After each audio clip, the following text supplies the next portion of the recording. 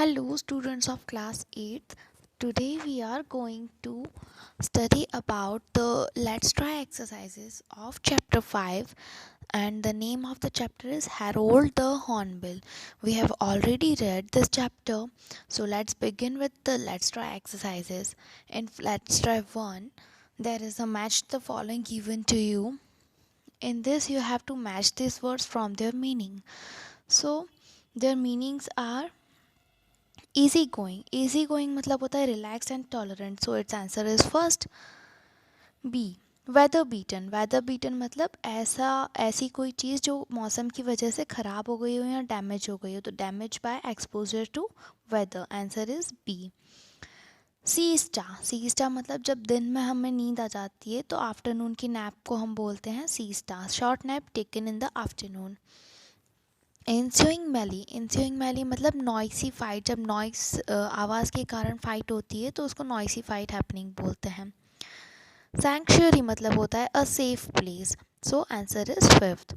क्रैनिंग neck मतलब कि पतली और लंबी नेक किसी की होती है तो उसको हम क्रैनिंग नेक बोलते हैं, answer is sixth. Dispensed with का मतलब होता है एक्वायर थिंग्स या डन अवे विथ, तो चीज़ों को एक्वायर करना या उससे पूरा भर जाना, तो उसको हम बोलते हैं dispensed with, answer is seventh. Raucous bangs मतलब होता है कि कड़ी आवाज़ में पुकारना, तो उसको रैकस बाग्स बोलते हैं, हार्श कॉल बोलते हैं.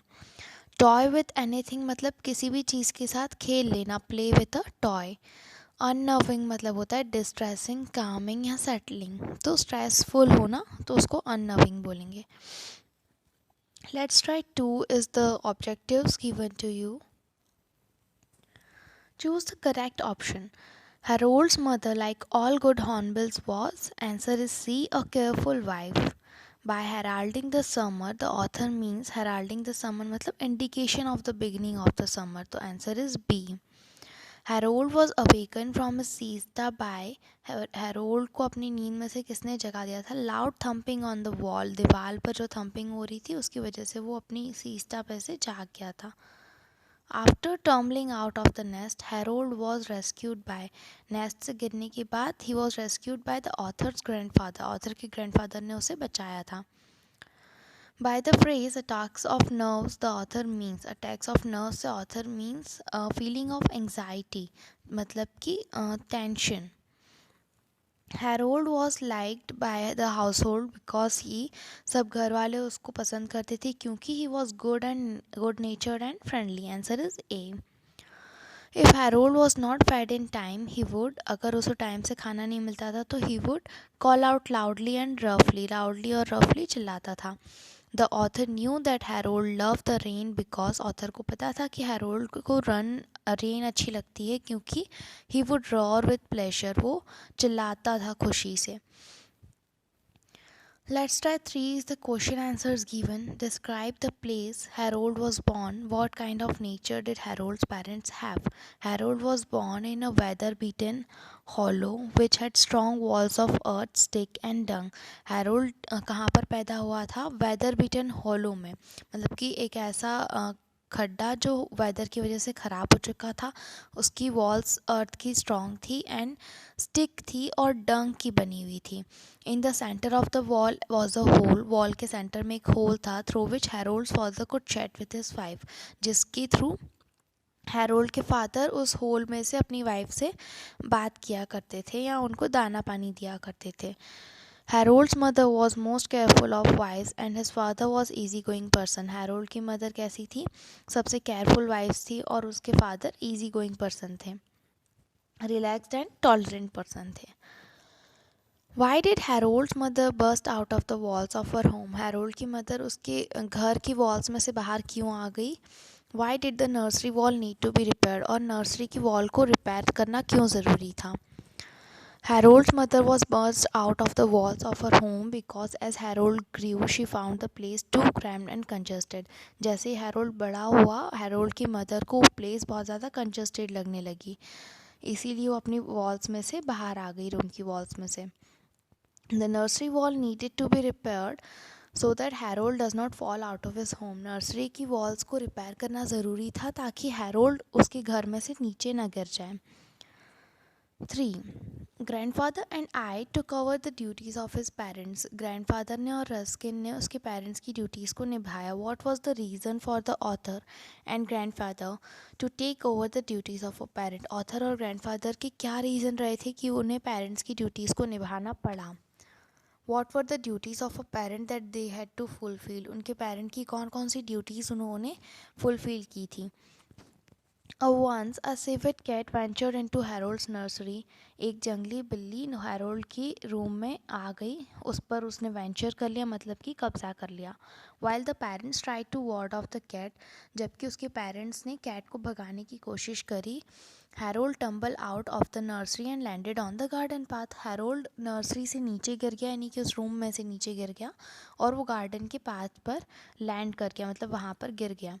Before the cat could catch Harold again, इससे पहले कि कैट फिर से हैरोल्ड को कैच करती, grandfather picked him up and took him to the safety of the veranda. तो ग्रैंडफादर ने उसे उठाया और वरांडा में सेफली रख लिया. The author and his grandfather then made an enclosure for Harold and took over the duties of a parent.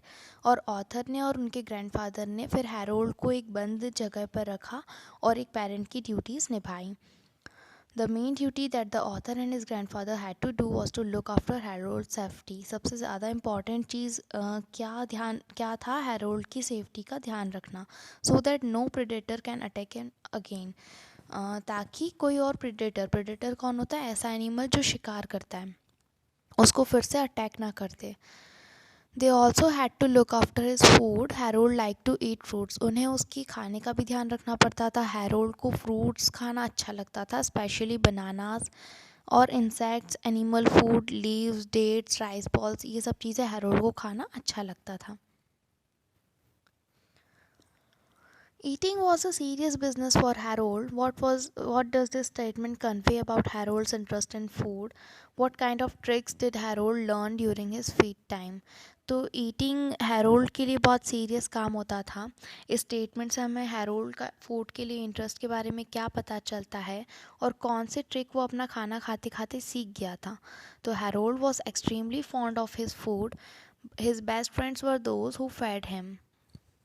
तो इसका मतलब क्या है, हैरोल्ड खाने का बहुत शौकीन था और उसके बेस्ट फ्रेंड्स कौन होते थे, जो उसको खाना खिलाते थे. If there was any delay in his meal times then he would call out loudly and रफली with vigorous bangs on the wood work of kitchen window with his beak. तो अगर थोड़ी सी भी खाने के टाइम पे देर हो जाती थी तो वो ज़ोर से चिल्लाता था और रफली जो किचन विंडो के वुड वर्क होते थे उन पर अपनी चोंच से बीक से बैंग्स करता था. He loved a variety of food amongst them was boiled rice. उसको फूड की बहुत सारी वैरायटी अच्छी लगती थी, जिसमें से सबसे स्पेशल क्या था, boiled rice. This rice balls were thrown at him. जब राइस के बॉल्स उस पर फेंके जाते थे तो वो उन्हें अपनी चोंच में कैच कर लेता था. He would catch it with its beak, throw it into the air, हवा में फेंकता था. Then let it drop into its mouth, और फिर वो अपने मुंह में उसको कैच कर लेता था. Harold was so perfect in this trick of catching rice balls. वो राइस बॉल्स के कैच करने की इस ट्रिक में इतना परफेक्ट हो गया था that the author taught him to catch 10 it's balls thrown with some force from a distance of 15 yards. वो इस ट्रिक में परफेक्ट हो गया था कि ऑथर ने उसको टेनिस बॉल्स को कैच करना भी सिखाया था 15 yards के डिस्टेंस से. He perfected the trick of catching things. वो चीज़ों को कैच करने की ट्रिक में परफेक्ट हो गया था. How did the author and the family know that it was going to rain. Author और उनकी फैमिली को कैसे पता चल जाता था कि बरसात होने वाली है. What was Harold's reaction to the rain. Harold का रिएक्शन बारिश पे कैसा होता था. The author and his family knew that it was going to rain because Harold in some way could anticipate the rainfall. He would start chuckling about an hour before the first drop of rain. Author और उसकी family को पता चल जाता था कि बारिश होने वाली है, क्योंकि हैरोल्ड बारिश के आने से पहले ही उसको सेंस कर लेता था और वो बारिश की फर्स्ट ड्रॉप गिरने से 1 घंटा पहले ही चकलिंग करना स्टार्ट कर देता था, मतलब आवाज़ करना स्टार्ट कर देता था. As the storm clouds gathered and the gust of wind blew. जैसे ही बादल घिरने लगते थे और हवाएं चलने लगती थी, Harold could get excited and chuckle. Harold खुश हो जाता था और वो चकल करने लगता था। Which would gradually change to an eerie whistle. जो चकल धीरे धीरे विसल में चेंज हो जाती थी। विसल मतलब सीटी में। As the rain could hit the steps of the veranda and the scent of the fresh earth would blow. जैसे ही बारिश की कुछ स्टेप्स वरांडा में गिरती थी और अर्थ में से, फ्रेश अर्थ में से सेंट निकलने लगती थी, मतलब कि खुशबू आने लगती थी। Harold would start roaring with pleasure. वो खुशी से उछलने लगता था और आवाज़ें करने लगता था। He would spread out his wings and dance and tumble around like a circus clown. वो अपने विंग्स को स्प्रेड करके डांस करने लगता था और वो ऐसे घूमने लगता था जैसे वो सर्कस का जोकर हो। Let's try 4. Do you think Harold the Hornbill was liked and welcomed into the author's family? क्या आपको लगता है हैरोल्ड उसकी फैमिली में, ऑथर की फैमिली में वेलकम किया गया था और पसंद भी आने लगा था सबको? Support your answer with reference to the text. इस टेक्स्ट को पढ़कर अपना आंसर को सपोर्ट करें। At the end of the story what does the author wish for Harold. और स्टोरी के एंड में ऑथर ने हैरोल्ड के लिए क्या विश किया है? Harold the Hornbill was welcomed warmly by the author's family. Author की फैमिली ने उसको वार्मली वेलकम किया, मतलब बहुत अच्छे से उसका स्वागत किया। Harold was good natured and friendly and so he remained in good terms with the family members. Harold का नेचर बहुत अच्छा था और फ्रेंडली था, इसलिए वो फैमिली मेम्बर्स के साथ में गुड टर्म्स पर था, मतलब अच्छे से रह रहा था। Specially to the ones who fed him. और स्पेशली उन लोगों के साथ जो उसे खाना खिलाते थे। The author and his grandfather took over the duty of looking after the hornbill just as his parents would. Author और उनके ग्रैंडफादर ने हैरोल्ड का हॉर्नबिल का ध्यान रखने की ड्यूटी ले ली थी, जैसे कि उसके पेरेंट्स उसका ध्यान रखते। They made an enclosure for his safety and to nourish him back to health. उन्होंने उसकी सेफ्टी के लिए एक बंद कमरा बनाया था और उसको उसकी हेल्थ को वापस ठीक करने के लिए वो एनक्लोजर उन्होंने बनाया था। Harold was fed different kinds of food that he liked. Harold को अलग अलग तरीके का फूड दिया जाता था जो उसको पसंद था। He stayed with the family for 12 years of his life. 12 साल तक वो उस फैमिली के साथ रहा था। The author and Harold were fond of each other. Author और हैरोल्ड एक दूसरे को बहुत पसंद करते थे। The hornbill would offer his food like beetles to the author and sometimes they would share a banana. तो हॉर्नबिल कभी कभी ऑथर के साथ, यानी कि रस्किन के साथ में बिटल्स शेयर करता था और कभी कभी वो लोग बनाना भी शेयर करते थे। The author taught him the trick of catching tennis balls which he enjoyed. Author ने उसको टेनिस बॉल्स कैच करने की ट्रिक सिखाई थी जो वो enjoy भी करता था। Harold loved the rain and danced and rode when it poured. Harold को बारिश बहुत पसंद थी और वो डांस करता था जब भी बारिश आती थी। The author and his grandparents would come out to watch him and share his happiness. Author और उसके ग्रैंड पेरेंट्स बाहर आ जाते थे उसे देखने और उसकी हैप्पीनेस को शेयर करने। He was truly a family member. वो एक तरीके से बहुत अच्छा फैमिली मेम्बर बन चुका था। And the bond of the story, the author claims that after so many years have gone by he still misses Harold. और end of the story, story के एंड में ऑथर क्या क्लेम करते हैं कि इतने सालों बाद अभी भी वो हैरोल्ड को मिस करते हैं। And his raucous bark and banging his beak on the window. और वो उसकी आवाज़ों को जो वो पुकारता था उसको मिस करते हैं, और किचन के विंडो पे जो वो बीक से बैंगिंग करता था, चोंच मारता था विंडो पे, उसको भी मिस करते हैं। He wishes that there should be a heaven for good hornbills and hopes that Harold would be there. वो विश करते हैं कि अच्छी हॉर्नबिल्स के लिए एक हेवन होना चाहिए और हैरोल्ड वहीं पर होगा।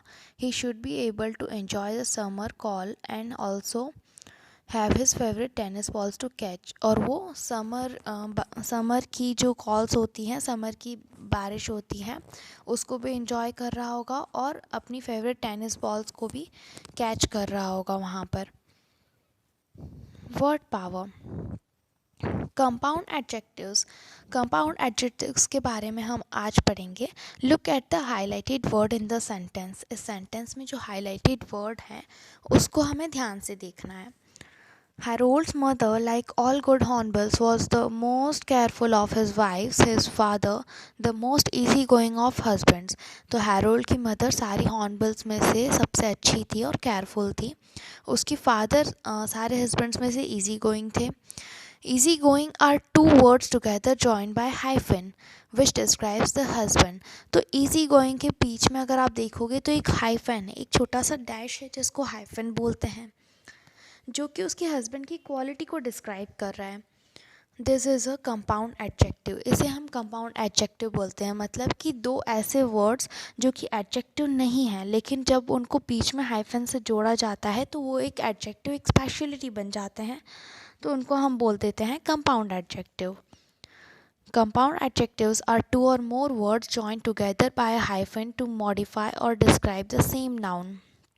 उस नाउन को डिस्क्राइब करने के लिए हम कंपाउंड एडजेक्टिव्स का यूज़ करते हैं. Sometimes compound adjectives are called hyphenated adjectives. कभी कभी compound adjectives को hyphenated adjectives भी बोला जाता है.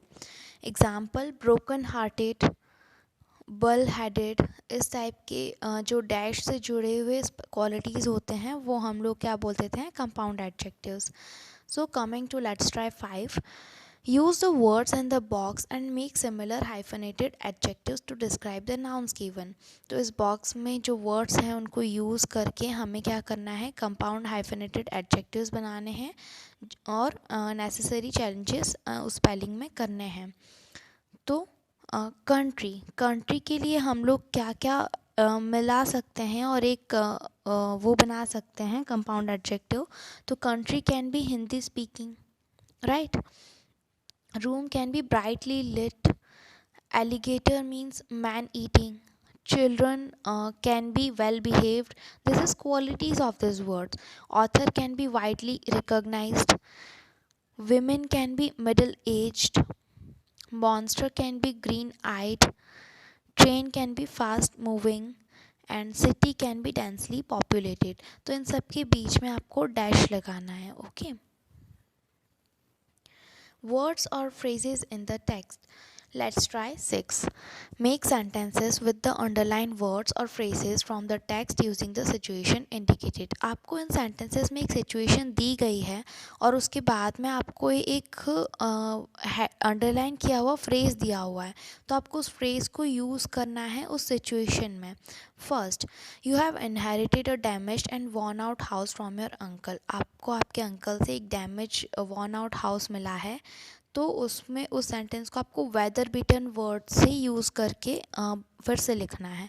तो I have inherited a weather beaten house from my uncle.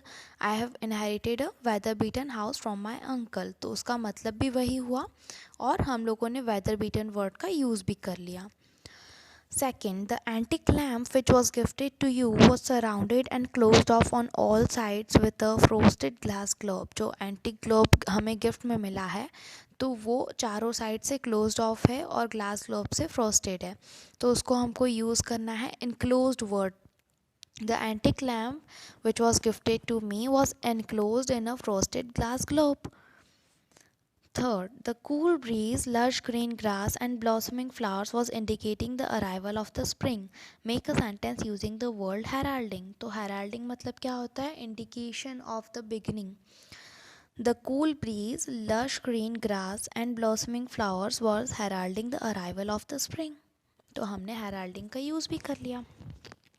Fourth, your little 5-year-old brother is healthy and energetic. At this moment, he came shouting heartily and vigorously up the trail. Make a sentence using the phrase roaring hustily. Roaring hustily किसके लिए use होता है, इस sentence में आप देखोगे तो shouting heartily and vigorously के लिए यूज़ हो सकता है. तो इस सिचुएशन को अगर हम एक सेंटेंस में लिखेंगे तो My little 5-year-old brother is healthy and energetic. At this moment, he came roaring lustily up the trail. Your sister does not like stories of haunted houses and ghosts, especially at night. She finds them distressing and frightening. Make a sentence using the word unnerving. तो unnerving का मतलब होता है distressing and frightening या डरावना.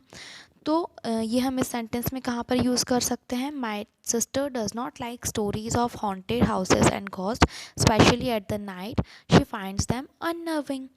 So today we have completed let's try 6 also, and the next exercises building blocks will be doing in the next video, and do this question answers in your copy and let's try exercises in your book with pencil.